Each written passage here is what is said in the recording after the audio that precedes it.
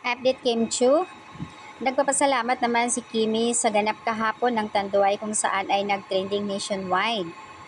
Ayon dito sa kanya, "Good morning everyone. Woke up with a grateful heart. Ilang gabi din akong kinakabahan at hindi mapakali for the launch ng Tanduay Ram. But finally, it all went amazing, love. Thank you so much everyone. Maraming salamat for all the love and support. Cheers. Womanhood. Wow."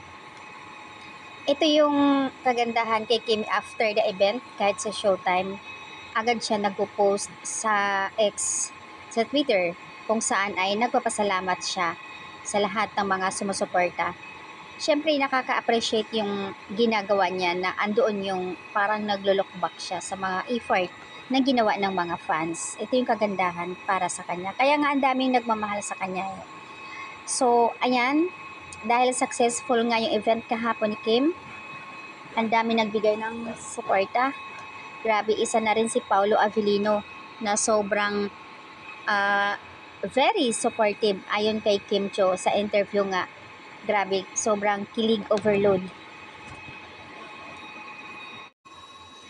Nang maitanong nga kung anong reaction ni Paulo Avellino at syempre naman, ayon nga kay Kimi, syempre proud siya na lagi niya sinasabi sa akin mag-iingat and pahinga, and of course alam kong proud siya at ang kagandahan doon kasi yung pagiging hindi lang mga fans, number one supportive talaga si Paulo para sa kanyang lahat ng event sa ganap ni Kim Cho.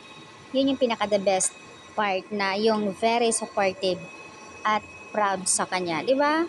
Ang galing. Kaya naman love na love talaga namin kayo, Kim Pao. Sobrang napaka-sweet niyo talaga. Hindi na kailangan i-public sa mga kasagutan nga ayon sa mga comment, opinion ng mga netizens na it's confirmed. Doon pa lang sa mga sagot ni Kimi, kilig overload na. Alam na namin iyon.